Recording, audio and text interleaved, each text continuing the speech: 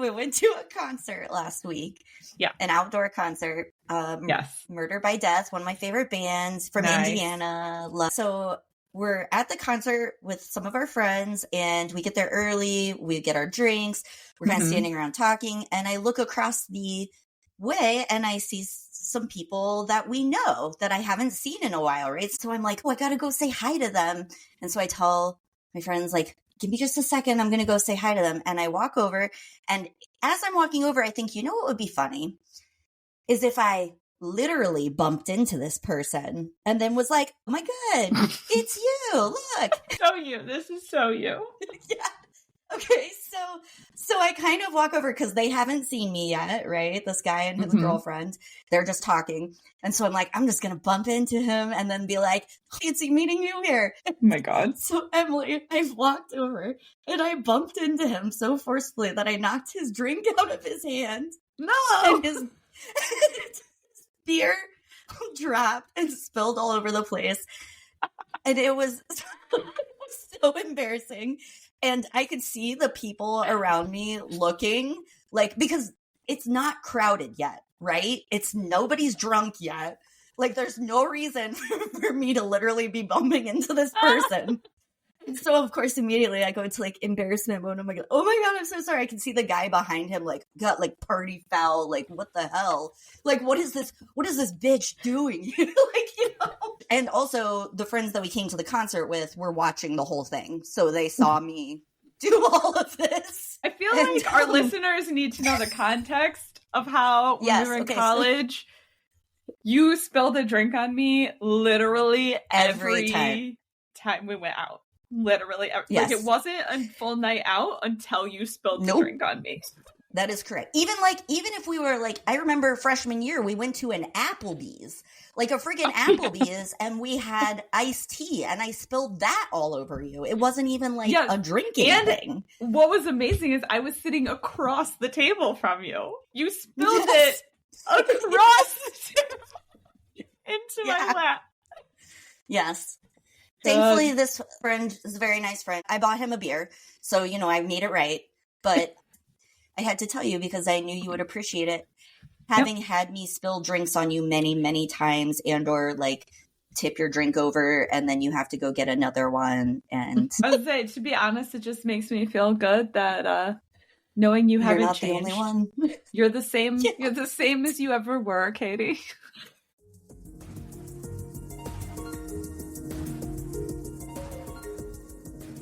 Hi, I'm Katie. And I'm Emily. We're two long-distance best friends with a passion for learning about all the things that make everyday life interesting. We'll share our findings with you on researching the obvious. I probably spilled some drinks on you in the dining hall, too. Oh my gosh. Did I ever? Probably. Here's the thing. In college, our dining hall we were on the forefront of dining halls. That's actually not an exaggeration. Amazing. Our dining hall literally got an award from, it was like Dining Halls magazine or something insane. Which we didn't know that existed until we got the award, but.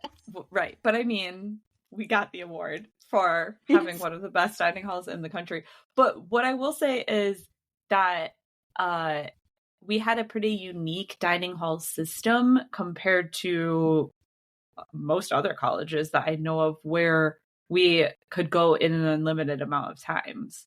Yes, that was also awesome. So you could like pop in and get a coffee or pop in and grab a piece of fruit and just leave. Right. That was like the baseline, like minimum dining plan was just unlimited access to the dining hall. The reason is because they found out that it reduces food waste if you have that, because then people aren't like concerned about taking too much or making sure that they have enough or whatever, because they can just go in and, like you said, grab a coffee or grab a muffin or something like that, and they can always come back later and it's no big deal. University of New Hampshire is really big on sustainability. They have a big like sustainability school, and they're an ag school too, so just food studies in general. And hospitality too. They had a big hospitality school as well. So yes, that is true. I worked in the dining hall for a hot minute. Actually, we both worked for dining services. Yes, I worked in the food court, which was kind of the, Mm-hmm. it was separate from the dining hall. There were like 4 or 5 different little food options, and I worked at the sub shop, hot and cold subs. It's true. You really perfected the art of cooking a steak sandwich. Yes, I really loved their steak and cheese, and I really loved working that hot grill. I did. Speaking of steak sandwiches, something that I learned recently is that Baltimore, where I live, has its own version of a cheesesteak sandwich called the Baltimore cheesesteak, which Really? is different than a Philly cheesesteak. Apparently everyone from Philadelphia just gets mad when you say that Baltimore has a cheesesteak and it's not a real cheesesteak. And I'm like, that's fine, but it's a Baltimore cheesesteak, not a Philly cheesesteak. Like, there are many variations of the cheesesteak sandwich. Like, no offense, Philly. I get it. You're the originals. There's a lot of different variations, and I think a lot of them are better when they don't have Cheese Whiz on them. That's my hot take. That's the whole thing with the Baltimore cheesesteak, is that it doesn't have the Cheese Whiz. Yeah, what kind of cheese? It's melted provolone. Yeah, I love it. Provolone or American is the way to go on a cheesesteak. Yeah, but then it also has lettuce and tomato, which I know is controversial. Yes. But you can also your get lettuce is just going to get all wilty. Well, I guess. But you can also get shrimp and crab on a Baltimore cheesesteak. So, ooh, okay. Okay, that makes up for it. Add that to the list next time I come to visit you. So this was a good intro to our topic today, which is, drumroll, regional foods. Yes. Such regional dishes. Yeah. Yeah. We, again, have been talking about this topic since college. That is correct. Definitely. Because I'm from Indiana. Emily's from Western upstate New York. And then our friends were from Rhode Island and New Hampshire. So we had many a dining hall conversation about different foods that we ate growing up, different foods that we could get at home, foods that we couldn't get at school. And just in general, you being from Indiana and me being from Rochester, I know that I'm going to spark controversy with this statement, but both Rochester and Indiana are more Midwest style food. Yes. Like the controversy was whether or not Rochester is in the Midwest, which I'm a geographer and I strongly believe that it is. So you can take that up with me later in the comments. Yes. It is in the Rust Belt, but your and my food styles were a little more aligned. And then being in school in New England, it was a very different culinary scene in general. Even in the dining hall, I think that was pretty obvious. And I loved it. There was clam chowder like most weeks at the dining hall. And it was like legit good clam chowder. And New England clam chowder, not Manhattan clam chowder. Right. And also the dining hall would put on these special food events throughout the year. The one that I always remember in particular was to celebrate like Earth Day. And so they worked with local farmers and local food sources to create this really big kind of fancy menu for the dining hall dinner that night. And I'll never forget they served lobster bisque. And I was like, oh my God, I'm eating lobster at college. Like it doesn't get any better than this. Yeah, no, the Earth Day, the thing I remember is they had all this honey from the local honeybee farmers that they brought into the dining hall, which I thought was really cool. Because again, it goes back to just UNH's sustainability studies and everything else.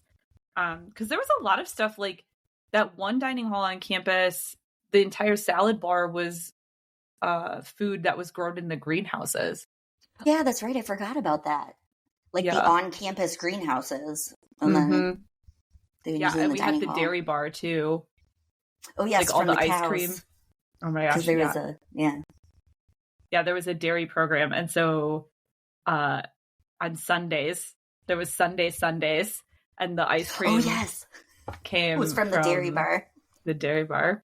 which Oh was my God. amazing. I forgot about Sundays. That was amazing. It was a whole Sunday bar with their fresh made ice cream from the campus cows. So good. I'm trying to remember what other foods they did at that Earth Day dinner, because it was definitely trying to showcase local mussels. stuff. Yeah, they had mussels. Because I Mm-hmm. remember telling my dad, like bragging to my dad on the phone, and I was like, guess what I got to have for dinner? Yeah. I had mussels. And he's like, you gotta be kidding me. Because like clearly that is not what they're serving in Indiana. That's not a regional food for us. Yeah. And it's a root vegetable stew, I think, was, I don't know. I was very focused on the seafood because that was very novel for me. So you worked in the food court, and I worked in like a little, it was a wannabe Panera Bread, but it was run by the dining hall. It was like soup and salad and sandwiches and espresso drinks and like a little bakery case or whatever. But we had clam chowder every day at that place, and whoopie pies in the bakery case. Like, yes. Every day. Pie. I know. Which I know that most people have probably eaten a whoopie pie or know what a whoopie pie is, but they're, first of all, the state dessert of the state of Maine. They're a really big deal in New England, and you can get them everywhere. And then they have seasonal flavors of whoopie pies. The pumpkin whoopie pie was always the big one. The pumpkin whoopie pie with the cream cheese filling was the best. Gosh.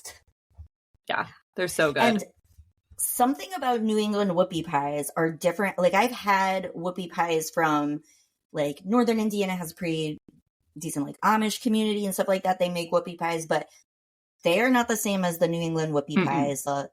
Cake is better. I guess for people who don't know, right, a whoopie pie is 2 round little pieces of cake with a filling in the middle that's kind of like icing or frosting, but it's not quite. It's like, if it's a really good one, it doesn't just taste like frosting.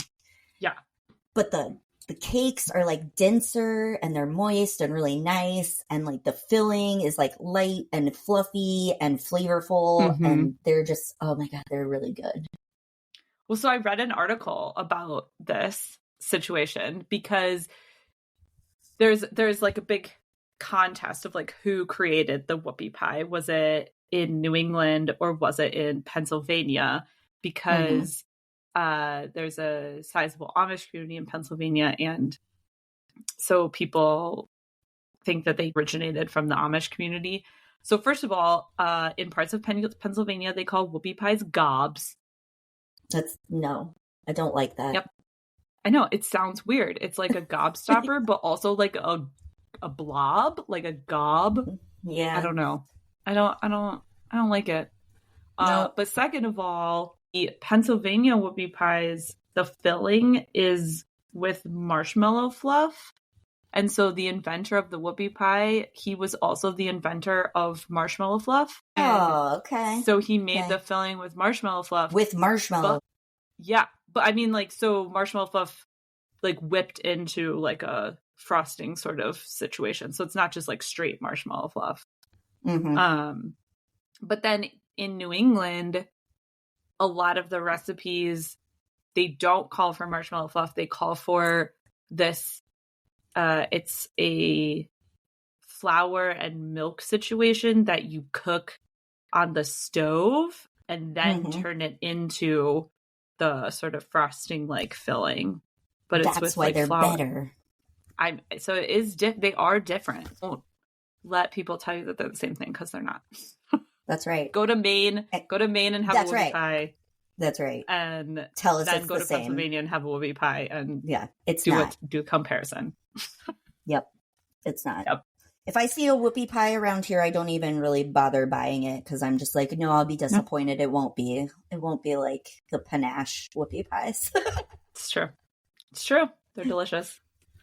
Delicious. What other foods did we notice in New England? Coffee milk. Oh my God, this is such a weird, like, hyper regional one, because that's a Rhode Island thing, right?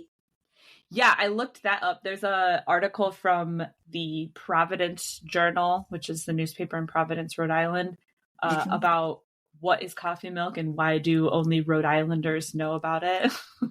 Or as our friend would say, Rhode Islanders. Rhode Islanders. Rhode Islanders. We love you, Ellie.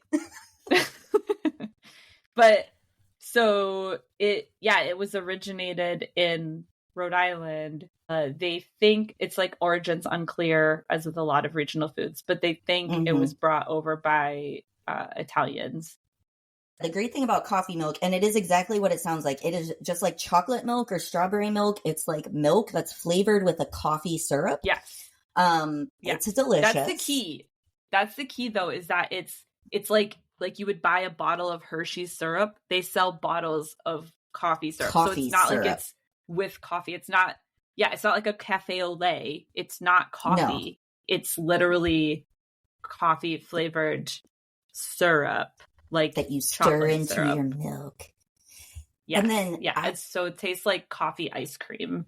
That's the other great thing is that for some reason I feel that coffee ice cream and then coffee fraps are much more widely available in New England because of that.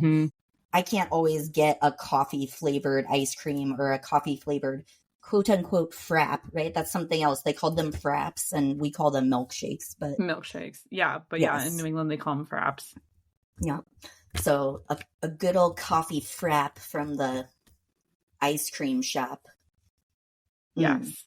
Coffee milk, though, we could definitely get like in the convenience store on campus, though. Yes. Yeah. Widely available. Yes. So I know that it's a very Rhode Island thing, but you absolutely could get it in New Hampshire. Yes. It definitely trickles out into New England. So aside from New England foods, which we knew from the dining hall and from our friends and things like that, you and I actually spent quite a bit of time just talking about foods that were unique to New York or to Indiana too. And I specifically remember you telling me about the garbage plate. And I was like, what is a garbage plate?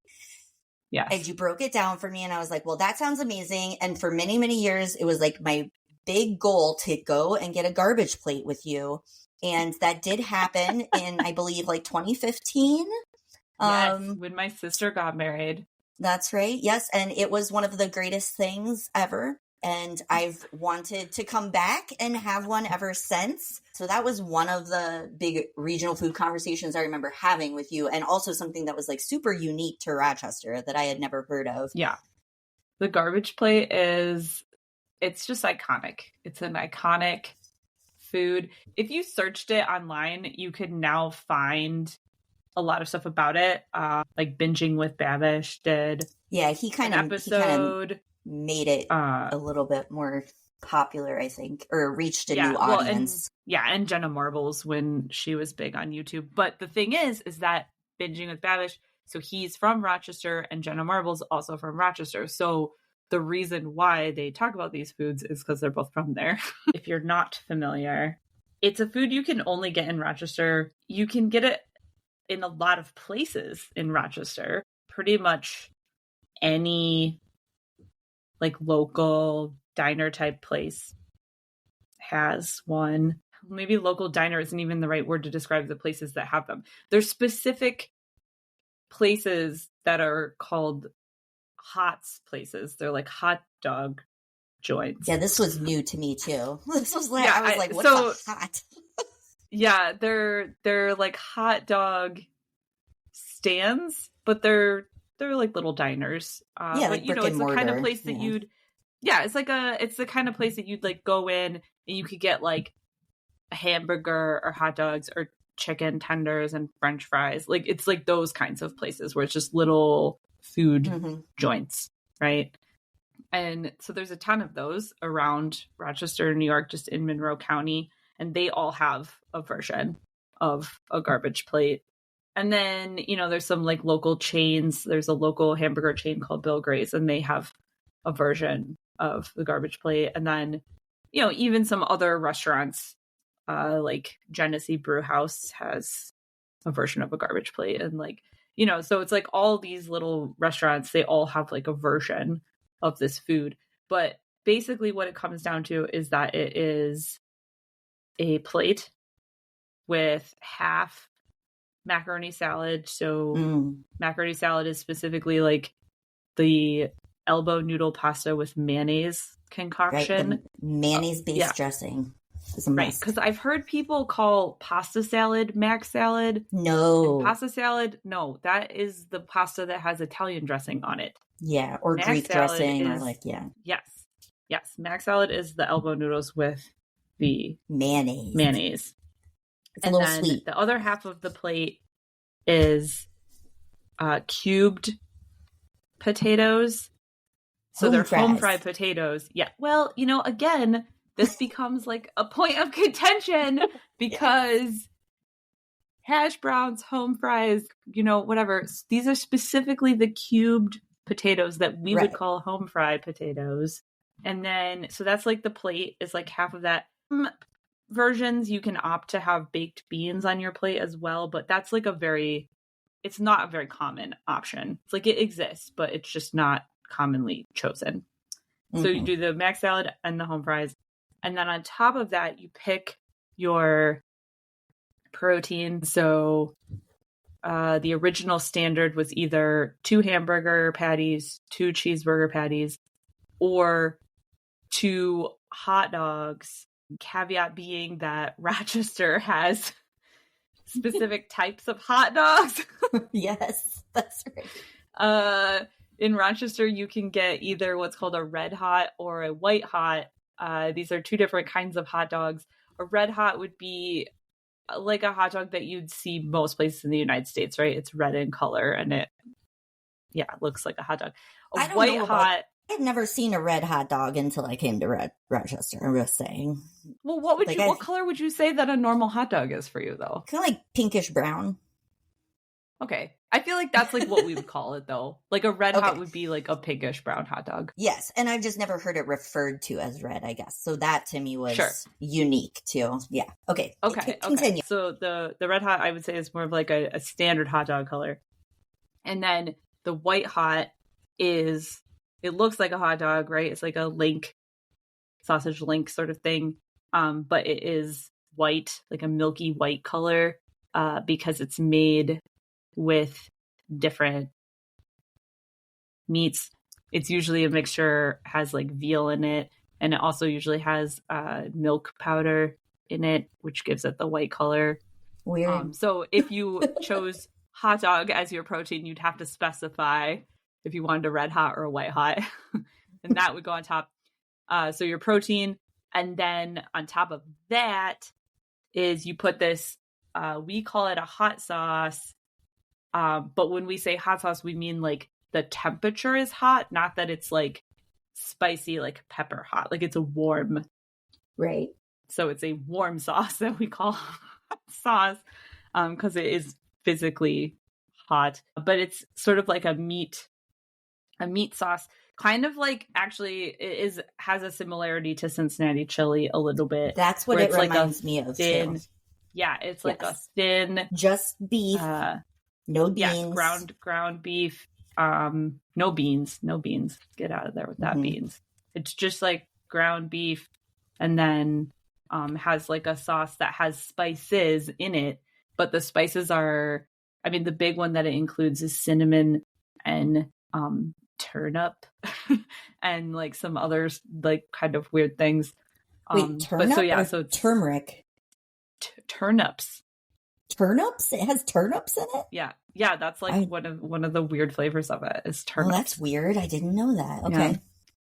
Yeah, and some other spices, and so then you put that over the whole plate, and then chop diced like raw onions and mustard. Yeah. And you could do ketchup if you wanted. Yeah. That's a garbage plate. It's so good. And you can get it so many places. The originators was a place called Nick Tahoe's. They trademarked the word garbage plate. So I don't know if I'm going to get trademark infringement here on this podcast, but they did trademark that word. Everywhere else calls it something different. Like where we used to go get them, we called them trash plates.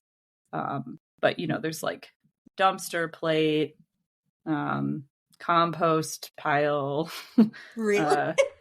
Yeah, right. Like they just call them all sorts of different. Yeah, it doesn't names. have the same ring to it, does it? Yeah, great plate, things like that. Garbage. Yeah. So I mean, but it's great. It's so delicious. It's a yeah. wonderful invention. Yeah. And what's interesting, I mean, I know we're talking about the garbage plate a lot here, but what's interesting about the garbage plate, and I think about regional foods in general, the garbage plate's like a good encapsulation of it, but regional foods, the reason they exist is because of several things. One, because of, literal growing regions, right? Like what areas of the world can grow certain foods. So some of the stuff we're talking about in New England with the mussels, with the lobster rolls, clam chowder, things like that. These are foods that are more apt to be grown and harvested in those regions. Pumpkin whoopie pies, right? Pumpkins are big. So these are foods that are more apt to be grown in those regions. So sometimes you have a regional food because of the growing traditions and the climate and things like that. Sometimes you also have a regional food because of cultural influences. So I think in the United States, one of the reasons why we have these pretty unique regional foods has to do with immigration patterns to the US. Mm-hmm. We have all these people that came, either by choice or forcibly to the United States from, different parts of Europe, from parts of Africa, from parts of Asia. And so they're all bringing these food traditions from where they came from to the US, and then they're mixing together. So the garbage plate's a really good example of this because, the hot sauce is it's sort of a Greek tradition. That's why, similar with Cincinnati chili, it's that Greek influence to the sauce. The hot dogs themselves, the white and the red hots, these are a brand called Zweigel's hot dogs. So they specifically came to Rochester from this one butcher who created them there, right? And so you're getting all of these like food traditions that are literally layered on top of each other on the same plate that mix together in this one specific area. And so we find this with food traditions in the United States because you're getting this mix of different cultures that are literally meeting and combining foods together in that way. A melting pot, if you will. Yeah. A literal like food pot. Yes. If you want to read more about this, some stuff I could recommend. Back in my geography professor days, I did a lot of research on regional foods, probably as a result of some of these conversations that Katie and I had. Yes. But so there's a really good book, The Taste of American Place by Shortridge and Shortridge. I took a class from one of those authors when I was in Kansas, and that's a good book just about, in general, American food traditions, like in the US, American. And if you want to know more about the garbage plate, I have a paper published on that as well, just about, in general, the cultural significance of the garbage plate to Rochester. Because that's the other thing with regional food, and I could talk about this forever, but it really does affect your sense of identity and your sense of home in a lot of ways. The foods that you grow up eating, they define, your culture, they define your identity, they define what you consider to be home, right? Your traditions. Well, and comfort food, right? Like, I think exactly. The definition of comfort food is food that is familiar to you and delicious. Mm-hmm. And that's why when people talk about comfort food, it often is different depending on the person. One of the things when I was doing my research about garbage plates, I interviewed a lot of people just in general in Rochester about, when they eat them, why they eat them, where they eat them, that sort of thing. And something that kept coming up was that they would get a garbage plate with friends, or to remind them of special times with friends or family, or, their memories just associated with that food in general. It's about that sort of bonding that we have over food, because eating is often a very communal activity. And so when you think of these comfort foods, you also think about the cultural meaning that's inscribed in them as well, in terms of like your memories and your past and everything that's tied up in that the last time you ate that sort of thing. Yeah. Well, and it's interesting as you talk about that while I was doing research for this episode and finding some things, some regional foods that I wanted to talk about. I think all of those things come into play in all of the regional foods that I picked out. The immigration patterns, the availability of ingredients, and the community aspect too. All of that are kind of, for these iconic foods that I research, a factor. Yeah. I think some of these foods in the United States, what makes them unique in a regional way, it's not even just about the types of foods that were grown in the specific area, but literally what kinds of foods immigrants could get when they moved. For example, my family on both sides came from Hungary. My great-grandparents, I guess, on both sides came from Hungary. And so when they came to the United States, they couldn't get the same paprika that they could get when they were in Hungary or something like that. So you come up with these substitutions that were close to what you could get in your home country. And that's why you get these kind of unique examples. Like, I think Cincinnati chili is actually a pretty good example of that sort of unique take on something that, maybe would have come from someplace else, but they were just using what they could get. And then they go and put it on top of spaghetti. I mean, yeah, well, I want to know about Indiana foods. Yes. So obviously Indiana, Midwest. So we're hearty eaters, lots of farm country, and we're not afraid of calories. So the two that I picked out, and I think most people who live in Indiana will be very familiar with these, but it was fun reading a little bit more about their history. The pork tenderloin sandwich, that's like the unofficial sandwich of Indiana. It's a big deal. I feel like I've been seeing more photos of this on the internet too, because they can be comically large. You can go to some places in Indiana and they will have the pork tenderloin pounded out to like the size of the plate. And it's absurd. And I'm here to tell you that's mostly for shock value. That is not a good tenderloin sandwich, okay? Because that's mostly breading and the pork is lost. So that's just my opinion there. But don't go for the like gimmicky, gigantic sandwich. It should be large. It should be larger than the bun that it is served on. Like maybe twice as large, if not 3 times as large. But not as big as the plate. You don't need to do that. You want to taste the pork. What is the point of the bun if the pork is 3 times larger than it? Because it's still a sandwich. Okay. And so there's different approaches to eating it. I prefer to trim the extra pork around the bun and eat it separately, like just as like a nice little piece of fried pork. Some people trim it and then they put it in the sandwich and they make like a double pork sandwich. Okay. Like a double cheeseburger, but double pork patty. Yes. So they just take the extra pork and like add it to the sandwich. So I should probably back up and explain, if anyone has not had a pork tenderloin sandwich, it is what it sounds like, but you basically take a pork tenderloin, you pound it out thin, not too thin, like 1/4 of an inch is good. And then it is breaded and deep fried. And the deep fried is important.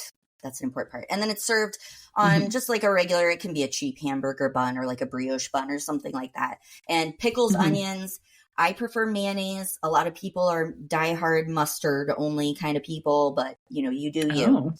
Yeah. Mustard? And so, yeah, and this will make sense, right? Because this is actually has origins in a German dish. So I think mustard makes sense because that's kind of a German condiment, right? Like a popular. Okay. Oh, is it like is it like a schnitzel? Yes, exactly. Aha. From what I read, the sandwich was invented in Nick's Kitchen in Huntington, Indiana, which is in the northern part of the state. It's a little bit south of Fort Wayne. His parents were German immigrants, and he opened a food cart selling sandwiches and burgers. And one of the sandwiches that he sold was a play on Wiener Schnitzel, which is traditionally made with veal, but not a lot of veal in that region. However, lots of pigs. in Indiana. So he swapped out the pork, just like you were talking about. Like that was the more readily available ingredient, and pounded it thin and fried it up and then put pickles and onions on it. And it was a hit. So, yeah, it's like a play on Wiener Schnitzel, but in a sandwich form. And yes, I prefer mayonnaise, but a lot of people are mustard people with the pork tenderloin. Okay. I guess I could see where, mustard is maybe the more traditional condiment. Yep. The authentic condiment. Yes. Yeah. If we're talking about authenticity here, right? I mean, which we're not, but no, I'm not even going to get into that. Right. I'm not even going to get into that conversation with what is or isn't authentic, because we could be here all day debating that, but especially when it comes to regional foods. Yes, this is authentic Indiana deep fried sandwich fare. Okay, so that's as authentic as it gets. I live in Indianapolis. Most restaurants have a pork tenderloin sandwich. There's a tenderloin trail in Indiana that they created now that spans a good portion of the state and has different restaurants that are famous for their pork tenderloin. So you can like travel the tenderloin trail, just like the bourbon trail in Kentucky. Wow. Get yourself. So this is a whole statewide tradition. Yes, it is like Indiana wide, not just one region of the state. Interesting. Yep. Do you have any foods that are like just Indianapolis specific? Ooh, that's a good question. Not that I can think of. I can't think of something that's like specifically Indianapolis that I couldn't get somewhere else. The reason I ask is because I feel like I have this map. I'll share the map if you are curious, but I have a map of New York regional foods. And so it's just the regional foods that are found throughout New York State, but not like in the whole state. So it's like garbage plates are just in Rochester, and then like beef on weck is like a Buffalo thing. So that's why I didn't know if there was like a similar situation with Indiana, or if it's really the whole state of Indiana. Yeah, when it comes to a tenderloin, definitely the whole state. Like that is, and I think even, I mean, yes, originated in Indiana, but I feel like it has its tentacles out into the Midwest as well. So Indiana is not the only place you would get it. You'd probably get it in some of the neighboring states too, but Indiana is that's kind of their claim to fame food. Oh, okay. And I will say for Indianapolis, I feel like there's not like a specific unique food that I can think of. Someone prove me wrong or tell me, because perhaps I've not had this food and I'm missing out. But so the other food that I was researching is sugar cream pie, and that's also like the unofficial state pie. And it's something you can find everywhere in Indiana that is like a statewide thing that we're known for. So again, not isolated to one region necessarily. Yeah. Explain sugar cream pie to me. It's so amazing. Okay, so I feel like it's the most Midwest dessert. It is very Midwest. So if you've never had it, sugar cream pie is exactly what it sounds like. It's like a custardy texture in a pie shell, and it is creamy, and it is sugary and sweet and delicious, and it's usually dusted with a little bit of cinnamon. And you can slice a piece. It's not like a liquidy filling. It should be firm and a little like gelatinous, I guess, but it should like hold its shape when you cut it. I've tried making sugar cream pie and failed miserably a few times. Like it just comes out as liquid. So you have to be careful about that. Sugar cream pie was like every Thanksgiving, every Christmas. That was definitely one of the pies we had. It would be like pumpkin pie, sugar cream pie. It's believed to originate in the 1800s. It's a little bit ambiguous. They're not real sure. From Shaker and Amish communities, which makes sense because Northern Indiana has Mennonite and Amish communities. So I would guess that's how it became more of an Indiana thing. But it is also sometimes called Hoosier pie because, you know, in Indiana we're Hoosiers.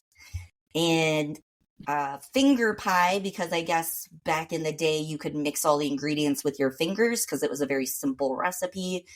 and also called desperation pie, alluding to the fact that there are times when you might not have a lot of fresh fruit or other desirable ingredients, and you kind of make what you can with what you have.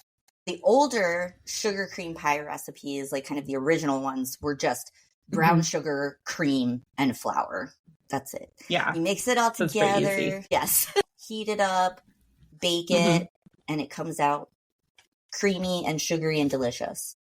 And then there are some, small variations to this. So I actually have my grandma's sugar cream pie recipe. So her recipe calls for a cup of white sugar. So we've never used brown sugar in ours. It's always been white sugar. A half cup of flour, some cornstarch. She used heavy whipping cream and half and half to, I guess, lighten it up a little bit. And and then vanilla, so to give it a little bit of flavor, to make it a little less heavy. Yeah. Right. Then she would always dust hers with a little bit of cinnamon on top too. Nice. And can just go into a pre-made pie shell. If you're fancy, you can make your own pie shell, but it's delicious. It's just so good. I feel like that is a pretty unique dessert. Even where I live, we have a pie shop right down the street from me, but sugar cream pie would not be a pie that I would expect to see on the menu. And they have 12 different types of pie, but yeah, it's a pretty specific Indiana thing, I've learned, which I didn't always realize it was at all the holidays, so I just kind of assumed that that's one of the pies that people like to eat.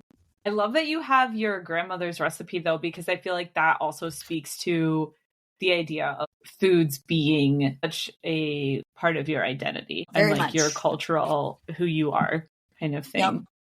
Yeah, and when you asked me like what I would think of when I think of sugar cream pie, it would be like eating sugar cream pie at Christmas, like that my grandma made, and like having our family get-togethers or eating it at Thanksgiving. So those were the two Indiana foods that I researched. But then also recently, we've been making more trips down to Kentucky. Louisville's only about 2 hours away from us, so it's an easy weekend trip. And I've discovered some local foods there that I think are amazing as well. And so I decided to look into those a little bit. So the first one, which people may have heard of because it's pretty famous, is a hot brown. Originally invented at the Brown Hotel in Louisville. So that's why it's called a hot brown. In the 1920s, the Jazz Age. And they would have these jazz. They would have these dance parties with something like over 1,200 guests. So like big parties. They were probably not drinking because it was prohibition. Haha. Just kidding. They definitely were. And they would be staying up late doing the Charleston. It would probably get to like 2 or 3 a.m. and they'd be like, we've been dancing and drinking all night. We're hungry. And the chef at the hotel, based on what he had on hand in the kitchen, started whipping up this dish to feed people who are hungry at the hotel. It is basically 2 pieces of Texas toast with the crust cut off. That's important. And toasted. Roasted turkey. Don't want the crust after you've been dancing. Nope. I mean, it's also just so pedestrian. It's so like, no crust is fancier. Exactly. Roasted turkey, and not like deli meat turkey, like the kind of roasted turkey you'd get at Thanksgiving. So like nice big chunks of like turkey breast.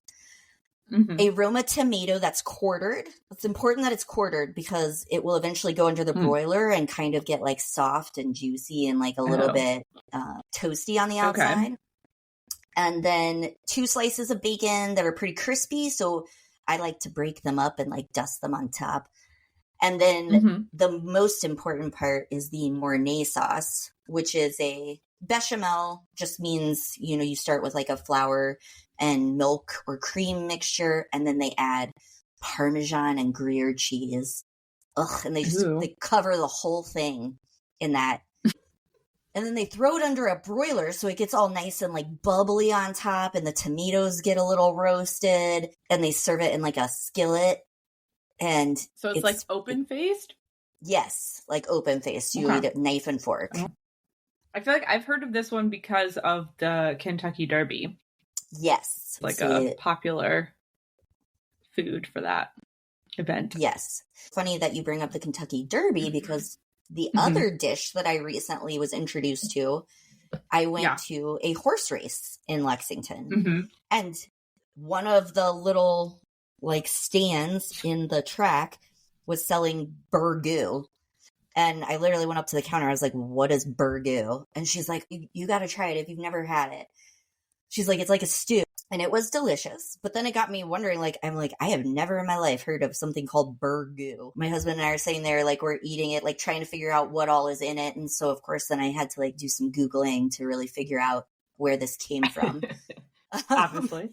Burgoo, I think, illustrates your point about the community aspect of food and how important it is in the community, because it's basically a communal stew that was created, and many times different people from the community would bring various ingredients to add to the stew. And the stew is made for like large gatherings, horse sales, community events, those kind of things. So people would bring, you know, whatever vegetables they had or whatever meat they could get on hand, and then they would cook it in these giant pots and just like stew it all together. Oh, wow. It's like a stone soup situation. Yes. Yeah, exactly. Yeah. And back in the day, it would be like whatever meat they could get a hold of. So a lot of times it was game meat, just like possum and venison and squirrel and raccoons, whatever they had been hunting that day. Now it's usually made with like a combination of like beef, mutton, pork, chicken, or any of those. Then typical vegetables of the time would have been lima beans, corn, okra, cabbage, potatoes, and tomatoes. But obviously there's a lot of variations on that because people were just using what they could get their hands on. So interesting. That's the idea. And yeah, but that makes sense. Like it would all be foods that are from the general vicinity of Kentucky, right? Like, yes, you know, okra is a food that I was never really familiar with until I moved to Kansas, because being in New York and New England, you know, getting okra is not common. So that makes sense that it would be included though in this food, just being something that could grow in that area. Incidentally, also from my grandmother's basement, I have a United States regional cookbook that was published circa 1939, and there is a Kentucky burgoo recipe in it. Oh my gosh. Okay, you're gonna have to take a picture of that and we'll put it on our Instagram. Yes, we definitely will. Yes, because this is a recipe that will make 1,200 gallons of burgoo. Oh my god. 1,200 gallons. Talk about a community food. 1,200 gallons. Yes. And so part of the instructions literally say, mix the ingredients a little at a time and cook outdoors in huge iron kettles over wood fires from 15 to 20 hours. Use squirrels in season, 1 dozen squirrels to each 100 gallons. Oh my god. Yeah, I know. Like, what? So that's crazy. Yeah. And then there's I can't even picture a recipe that's making that amount of food. Right. I love how they just say huge iron kettles too. Like, how huge? How many of these do you need? Like, who's carrying these kettles? Because like the whole town is grabbing part of a corner of the kettle because, you know, you have to have the whole town to carry it all in. And then they're like, well, at least I'm going to eat it all. So otherwise no one can lift the whole thing. Yeah. And then on the next page, they have a burgoo for small parties, which only serves 25. Oh.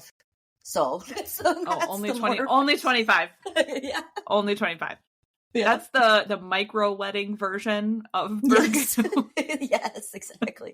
If you want to keep things intimate and small with your burgoo party, you cut off at 25. 25. Is that just use one squirrel? One squirrel for 25 people? Actually, this one calls for pork, veal, and beef. So my guess is this is a more modernized version. No squirrels.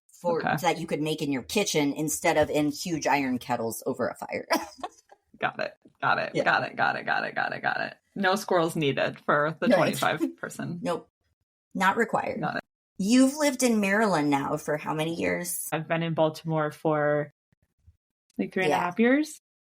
And I've highly enjoyed getting to know the Maryland food scene with you. Although I will say specifically the Baltimore food scene. This is something that becomes a bit of a like contested issue where people who live in like the western part of Maryland don't often feel like they're represented in terms of the state foods, right? Because everyone, of course, also always associates Baltimore with crabs. And so people in Western Maryland, they're like, we don't have crabs at all here. So that food doesn't represent us at all. Because they're basically in Appalachia over there.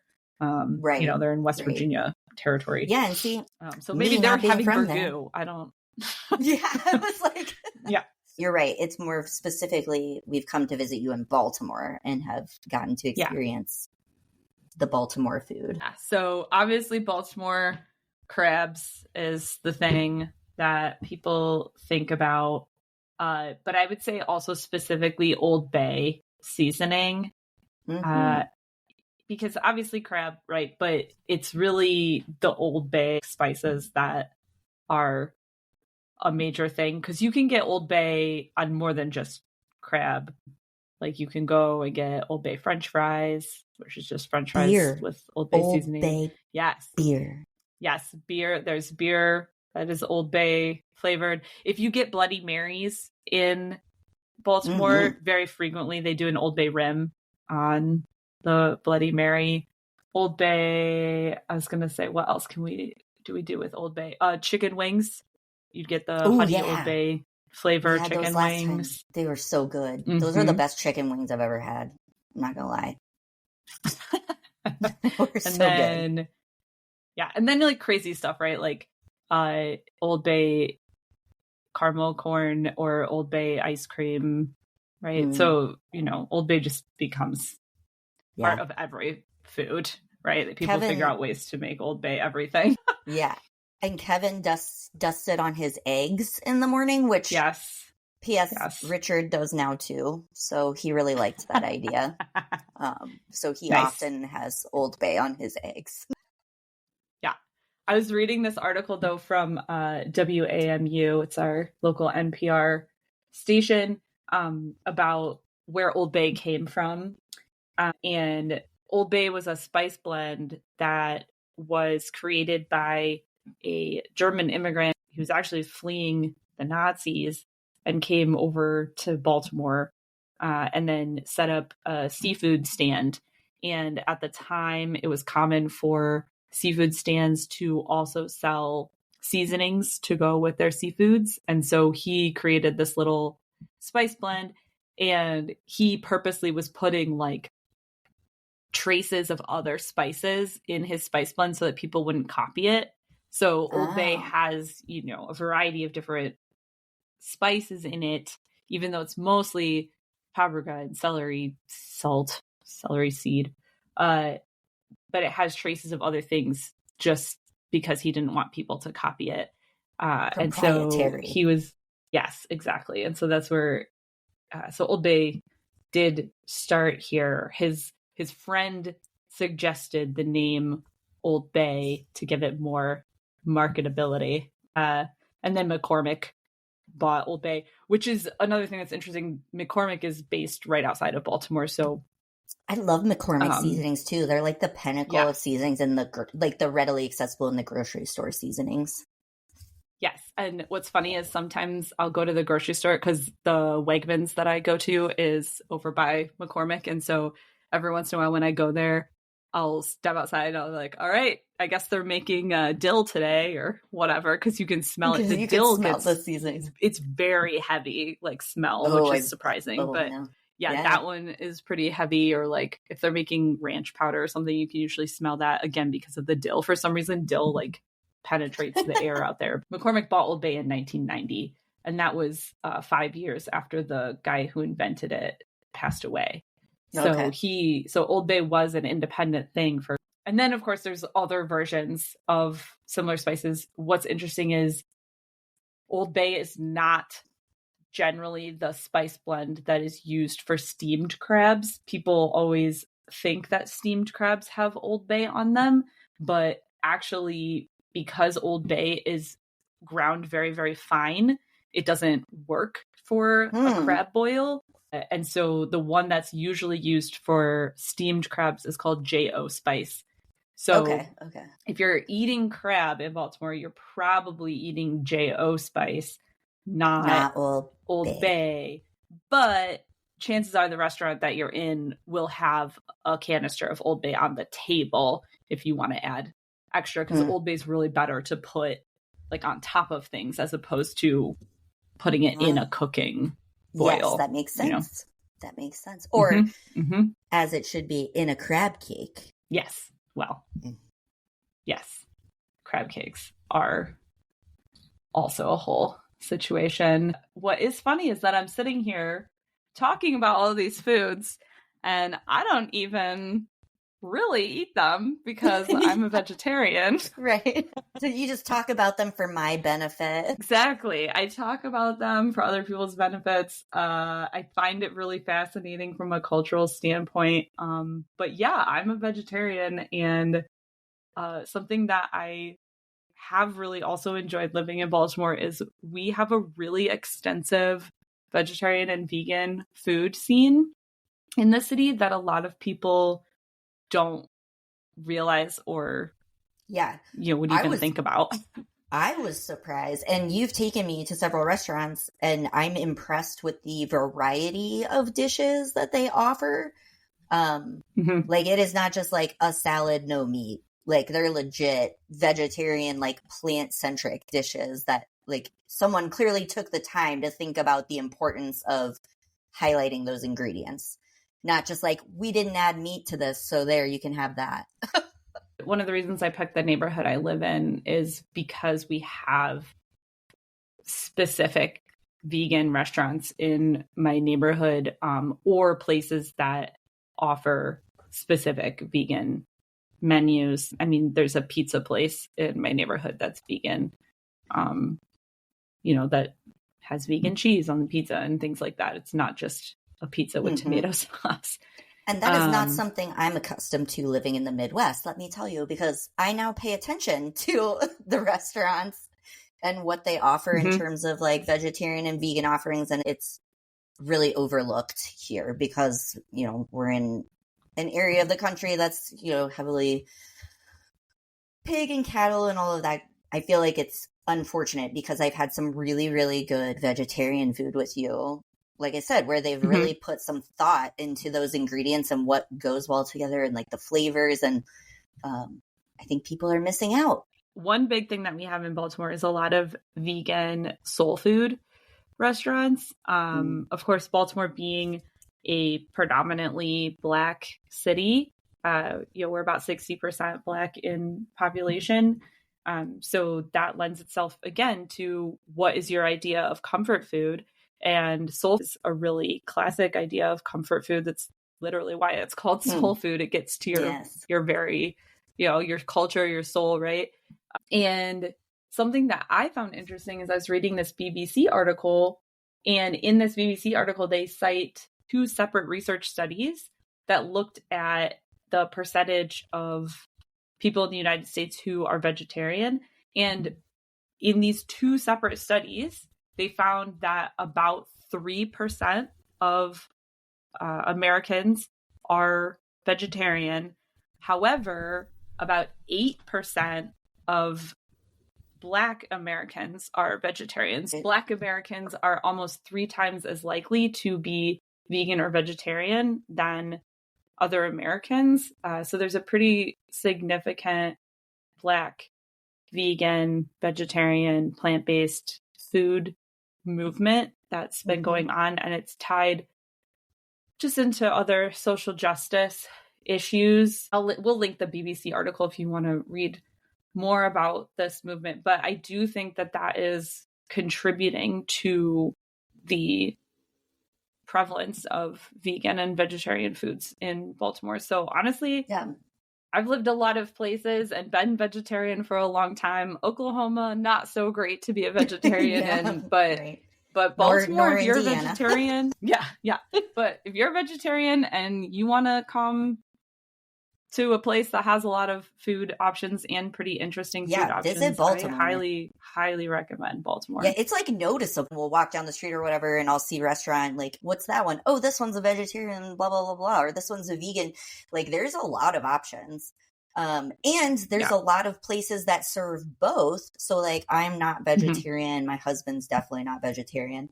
So when we've come to visit you, like, you've been able to take us to restaurants where you still have good choices for your food. Like I said, not just a salad, but we also have, meat choices that are delicious as well. So it is really breaking down that barrier that exists between eating meat or not eating meat. I mean, even like crab houses and stuff. I've gone to multiple crab houses, and there's vegan crab cakes that you can get in the city.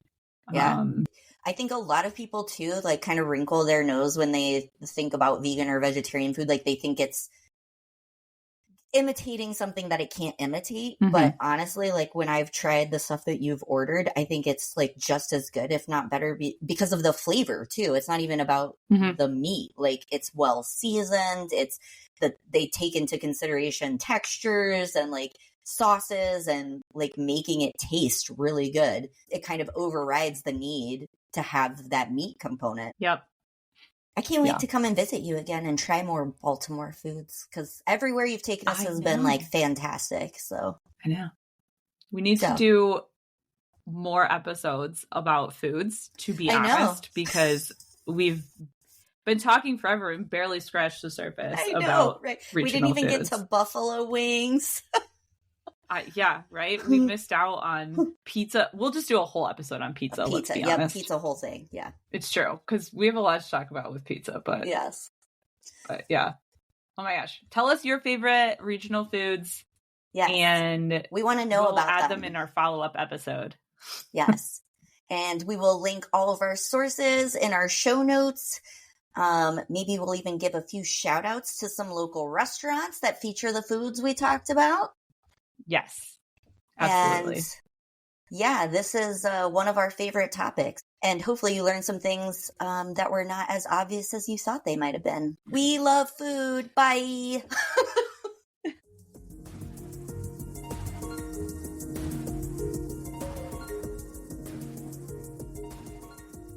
Thank you for listening to Researching the Obvious. To learn more fun facts about everything that we're researching, follow us on Instagram at Researching the Obvious Pod, all one word. You can also follow us on Spotify, Amazon Music, or wherever you get your podcasts. If you know someone that you think would enjoy listening to all of our findings, please feel free to share or give us a review. Researching the Obvious is written, produced, edited, and hosted by Emily Fekete and Katie Nakanishi. Tune in next time to hear more obvious facts.